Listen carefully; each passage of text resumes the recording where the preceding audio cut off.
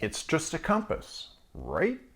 Well, it is that, but it's also an altimeter, a bearing follower, a waypoint creator and finder, and a GPS track recorder and follower. If you're an outdoorsy person who does off-roading or hiking in remote areas, you might want to see this. The most straightforward way of accessing the compass is by starting it in the app menu. Note that it will not be there if you delete the compass app from your iPhone. If you're going to use the compass, you're going to want to look at it pretty often. So it's worthwhile making it easy to get to by setting a watch face complication for it. This obviously means you'll have to use a watch face that allows complications. I like the modular compact face when I'll be using the compass because it has spots for 3 large complications. watchOS 11 has 5 complications, and I like putting the compass on top, the elevation in the middle, and the last viewed waypoint at the bottom. If you press the digital crown twice to take you back to the watch face, we can see that the complications are already giving us a live compass, an altimeter, and our bearing to our waypoint. Tapping on one of the first 2 complications will take you right to the full screen compass itself, and the third takes you to the waypoint selector. More on that later. Apple gives you 4 or 5 compass variations to choose from. Let's take them from simplest to most complex. We're going to spend a little time looking at these because I found them very confusing the first few times I used the compass on my watch. If you scroll the digital crown all the way up, which means to the bottom of the compass screens, you'll see this white screen with a big orange arrow. It's important to know that you can't scroll between compass variations by swiping up and down with your fingertip. Only the digital crown works. Now that arrow always points due north, and the readout below tells you the direction you're facing. Use this compass if you're using a paper map and you just want to identify a landmark and you need to align your map with the compass. If you're a compass expert, you already know the following. But the compass on your Apple Watch does not read out the direction you're facing. It's the direction the top of your compass is pointing to. So if you want to know what direction you're facing or traveling, you have to hold your forearm directly in front of you and perpendicular to the direction you're facing. So the compass top points straight forward. If you scroll up one screen, you'll get the next simplest compass. It shows a readout of the compass heading, but also has a full compass dial where your heading is pointed to by that little red triangle. At the bottom of the screen is an icon of a couple of mountains and a readout of your current elevation.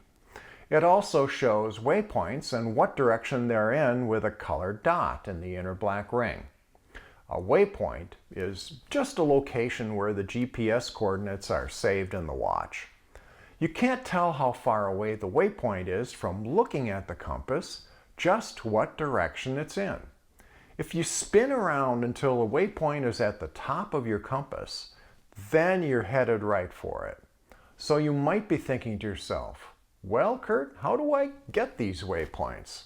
Well, you might already have one. Those waypoint dots are touch sensitive, so if I tap on the little blue one, it's going to tell me that's my parked car.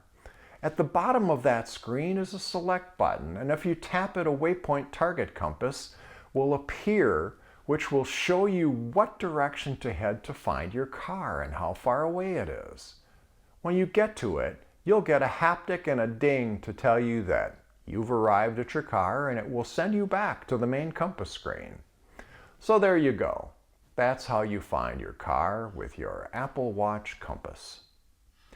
I often set waypoints on a hike at spots that look like they'd be good campsites, and also use them to mark water sources like springs. The way to do that is when you arrive at that special spot, bring up the main compass and tap the waypoint button in the lower left corner.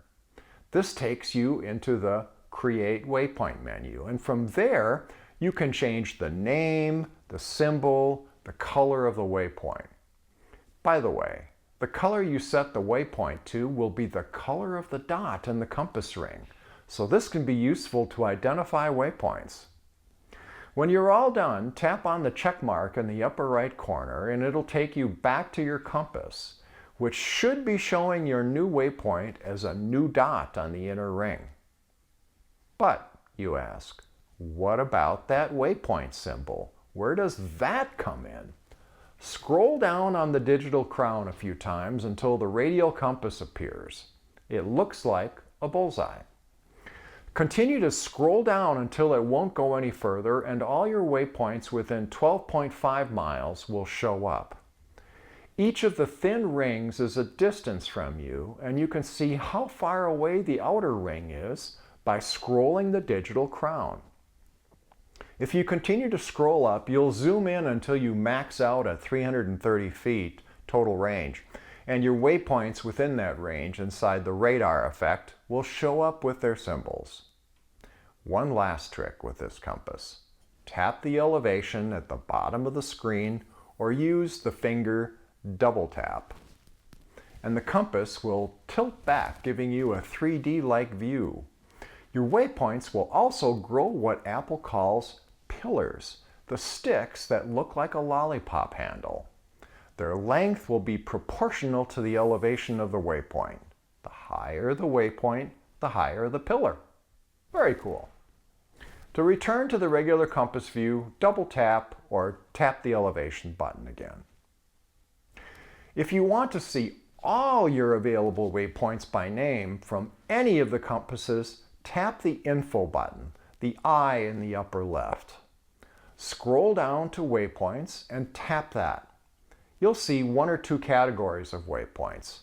Compass waypoints that you added through your watch, and My Places waypoints, which you can create with the Apple Maps app. We'll tap Compass, and there's a waypoint I created for my home. Tap that and scroll all the way down to the bottom and tap Target Waypoint. Guess I'm already there. The last big feature we're going to cover is Backtrack, which helps you get back to your starting point. I use this feature on unfamiliar trails so that if I come to a fork in the trail, I know which way to turn.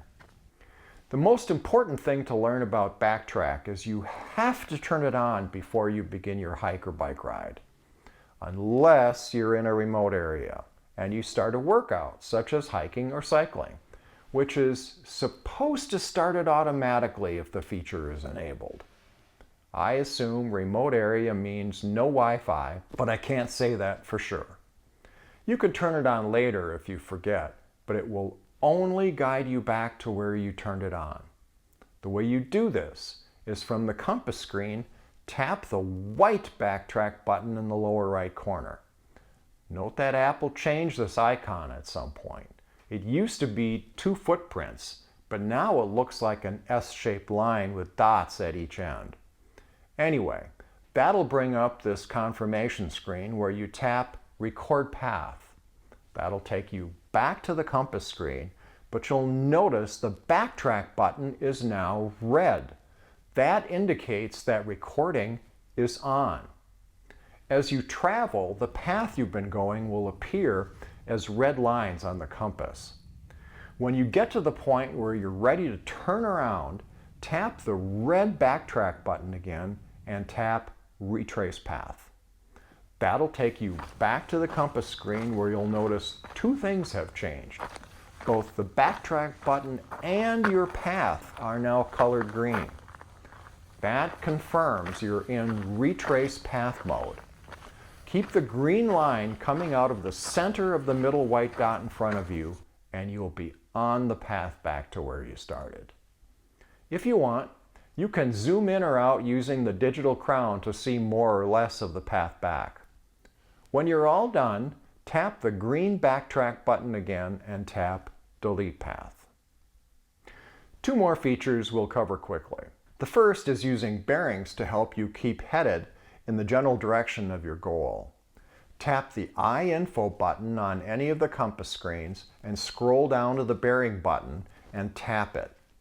This will bring up a compass where you can use the digital crown to change the bearing, which will show up as a red arc around the outer ring.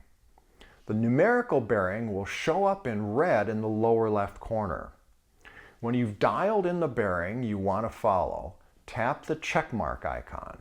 This will bring you back to the main compass, where your bearing will now show up as an arc in the outer ring. To follow your bearing, turn until the red arc is gone. When you're done using that bearing and don't want it confusing your compass, press the iInfo button again and scroll down to Clear Bearing and tap on that. Then press the X button in the upper left corner to cancel out of the info screen. The other feature located in the info menu is elevation alerts. The idea here is to set a target elevation where you want to perhaps take a break to catch your breath. Tap Set Target Alert and select the elevation. When you've climbed to that point, your watch will alert you and you can delete the alert or set a new one. A little warning on these elevation alerts. I forgot I had one set and it went off during a cycling workout. They're very insistent. You get a haptic, a beep, and a red watch face that won't go away until you dismiss it. So don't forget to delete these when you're done with them.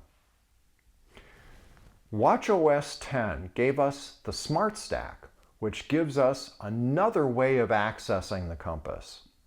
Tap and hold to edit, tap the plus sign to add a new widget, scroll down to the compass app, and scroll through them.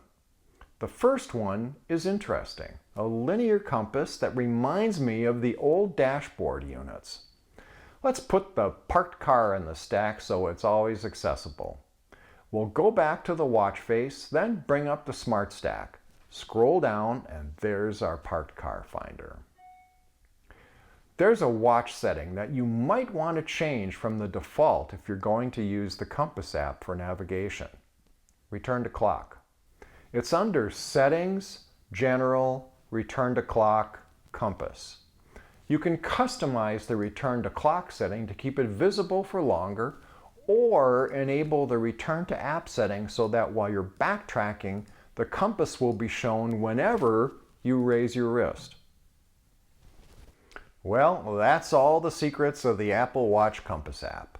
If you found this video useful, please click like or subscribe below. If there are questions you have about how to best use your Apple Watch, let me know in the comments below. Thanks for watching and take care.